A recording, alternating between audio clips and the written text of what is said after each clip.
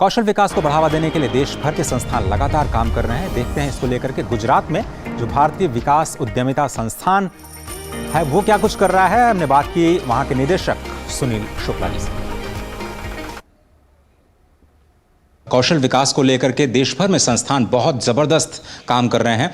इस वक्त हम एक ऐसे ही संस्थान में हैं, गांधीनगर में, entrepreneurship development institute of India में, और हमारे साथ बहुत ही खास मेहमान हैं इस इंस्टीट्यूट के director general doctor Sunil Shukla. उद्यमिता को लेकर के EDII का फोकस क्या है, क्योंकि मुझे जानकर ये खुशी हुई कि शायद आप सेंटर ऑफ एक्सीलेंस के तौर पर भी चुने गए हैं। उद्यमिता में 3 चीज़ें बड़ी महत्वपूर्ण होती हैं। वह एक जानकारी, चाहे आपको बिजनेस अपॉर्चुनिटी के बारे में जानकारी हो या जो स्कीम्स हैं सरकार की, बैंकों की, फिनेंशियल इंस्टीट्यूशन की, उनके बारे में जानकारी हो, या किसको किस बात के लिए अप्रोच करना है, किस तरह के रजिस्ट्रेशन फॉर्मेलिटी, वो जानकारी। तो एक जानकारी होता है नॉलेज, और दूसरा होता है स्किल, कौशल। आप अपने व्यवसाय को अच्छी तरह से कैसे चलाएंगे, और चलाने के पहले जो व्यवसाय का जो अवसर है उसकी पहचान करके कैसे जानेंगे कि ये सही व्यवसाय है या नहीं। ये कौशल बड़ा इम्पॉर्टेंट है।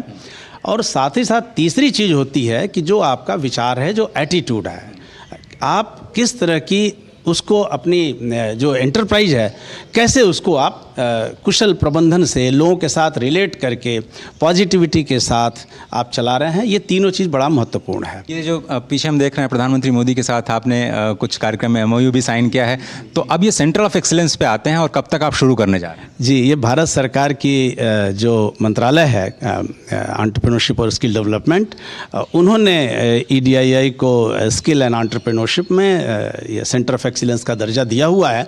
और इसमें स्किलिंग के क्षेत्र में हम क्या कार्य कर सकते हैं, किस तरह के करिकुलम बना सकते हैं, क्या पेडागोजिकल टूल हैं, किस तरह से हम लोगों को अच्छी तरह से प्रशिक्षित कर सकते हैं, ये इसके लिए दिया गया है।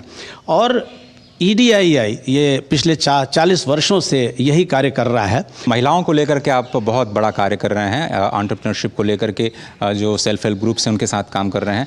V-ACT जो आपका जो कार्यक्रम है उसके बारे में थोड़ा सा बताइए। V-ACT एक प्रयास है हमारा, जो एक एक्सेंचर जैसी संस्था के साथ मिल करके हमने चलाया हुआ है।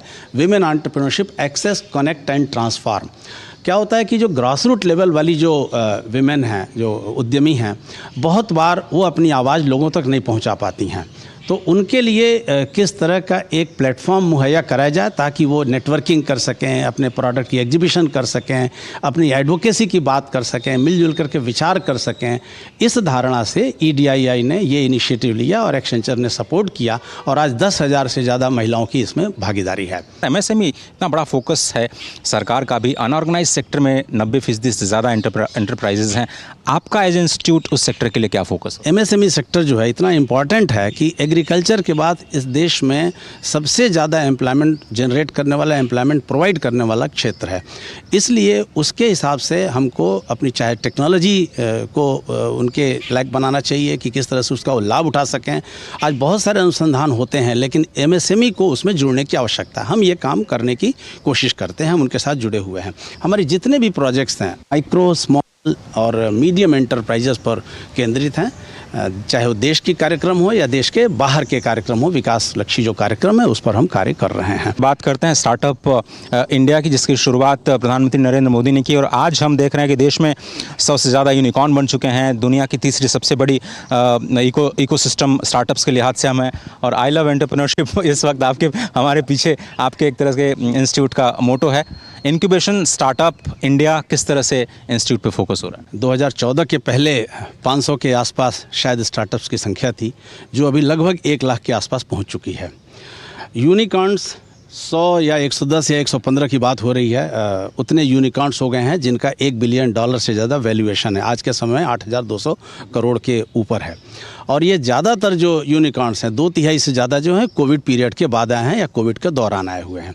यानी युवाओं ने अवसरों का लाभ उठाया है, और सरकार ने जो 2016 में स्टार्टअप इंडिया एक्शन प्लान प्रधानमंत्री जी ने विज्ञान भवन में जिसकी आधारशिला रखी थी, उसका लाभ उठाते हुए किस तरह से, चाहे वो क्रेडिट लिंकेज हो या टेक्नोलॉजिकल इनोवेशन लेकर के अपने स्टार्टअप्स को आगे बढ़ाया है।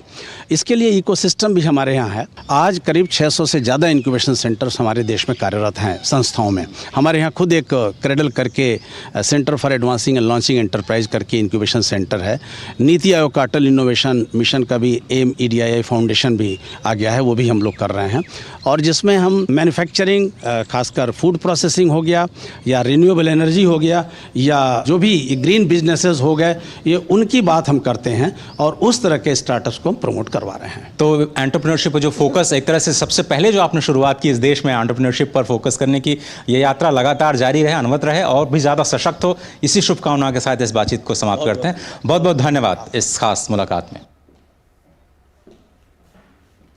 तो फिलहाल इकॉनमी टुडे के आज के इस अंक में सिर्फ इतना ही, लेकिन कारोबार जगत की तमाम खबरों से हम लगातार आपको अपडेट्स